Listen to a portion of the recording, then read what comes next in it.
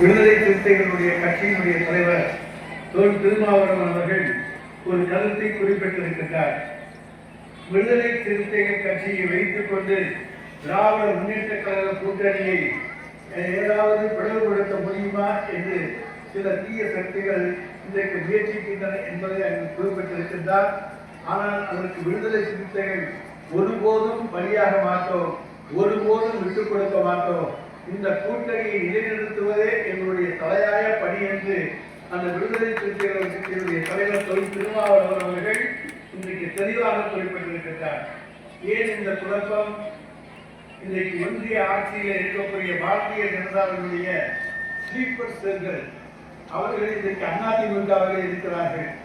இன்றைக்கு அவர்கள் விடுதலை சிறுத்தைகள் கட்சியிலேயும் நுழைந்திருக்கிறார்கள்.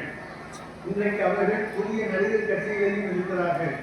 இப்படி அங்கெங்கும் இன்றைக்கு ஸ்லீப்பர் செல்களை பாரதிய ஜனதா கட்சி அனுப்பி அங்கெல்லாம் குழப்பங்களை உருவாக்கி குழப்பிய குட்டையை மீன்பிடிக்க முடியுமா என்று தமிழகத்திலே ஒரு வலையோடு காத்துக் கொண்டிருக்கிறார்கள்.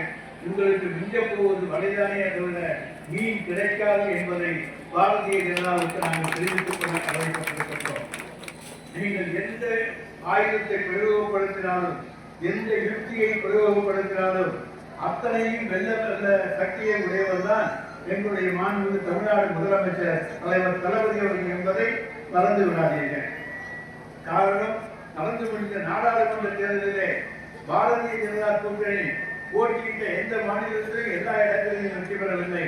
வேறு எந்த கட்சியும் எந்த கூட்டணியும் எல்லா தேர்தல்களிலும் வெற்றி பெறவில்லை. ஆனால் தமிழ்நாட்டிலே நம்முடைய தலைவர் தளபதியுடைய தலைமையிலே இந்தியா கூட்டணி போட்டியிட்ட 40க்கு 40 இந்த வெற்றி இலக்கத்தை பெற்றிருக்கிறது என்று சொன்னால் இன்றைக்கு தமிழ்நாடு அவருக்கு பின்னாடி இருக்கிறது. எனவே ஏதாவது பொய் குற்றச்சாட்டுகளை சொல்லி இந்த ஆட்சியின் மீது கலந்து விளைவிக்க முயற்சிக்கிறார்கள். எந்த குற்றச்சாட்டும் எடுபடாது. ஏனென்றால் நாங்கள் கைவிடாத கடன்களுக்கு சொந்தக்காரர்கள். அதானி விவகாரத்தை கையில் எடுத்திருக்கிறார்கள். அதானி இடத்திலே மின்சாரத்துக்காக ஒப்பந்தம் போட்டது 2014 ஜெயலலிதா, 2016 எடப்பாடி பழனிசாமி.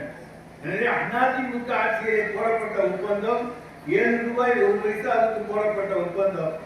அந்த ஒப்பந்தம் தான் நீடிக்கிறதே தவிர நாங்கள் புதிதாக ஒன்று காசுக்காக போடவில்லை, போட வேண்டிய அவசியம் இல்லை. இன்றைக்கு விலைவாசி உயர்ந்திருந்தாலும் அன்றைக்கு அதிமுக ஆட்சியிலே அதிக விலை கொடுத்து வாங்கியிருந்தாலும் கூட இன்றைய காலகட்டத்திற்கு ஏற்ப அதே விலைக்கு நாங்கள் வாங்குகிறோம் என்று சொன்னால் அதுதான் மக்களுக்கான ஆட்சி, மக்களுக்கான அரசு. ஏனென்று சொன்னால் மின்தடை இல்லாமல் கிடைக்க வேண்டும் என்பதற்காக இன்றைக்கு வாங்கப்படுகிறது. நாங்கள் புதிய ஒப்பந்தங்கள் எதுவுமே நாங்கள் போடவில்லை. எங்களுடைய தலைவர் தளபதி அவர்கள் அதானியை சந்திக்கவில்லை, அவருடைய பிரதிநிதியை சந்திக்கவில்லை என்பதை தெளிவாக இன்றைக்கு மின்துறையினுடைய அமைச்சர் செந்தில் பாலாஜி தெளிவுபடுத்தி இருக்கின்றார். ஒன்றிய அரசினுடைய உளவுத்துறை இருக்கிறது. சந்தித்திருந்தால் எங்கே, எப்போது, யாரோடு சந்தித்தார்கள் சொல்ல முடியுமா? நிச்சயம் சந்திக்காத ஒன்றை, இல்லாத ஒன்றை இன்றைக்கு இருப்பதாக கற்பனையாக கூறுகின்ற வழக்கத்தைத்தான் பாரதிய ஜனதா கட்சி வைத்திருக்கிறதை தவிர அவர்கள் உண்மையான எதையுமே இன்றைக்கு கூறுவது கிடையாது.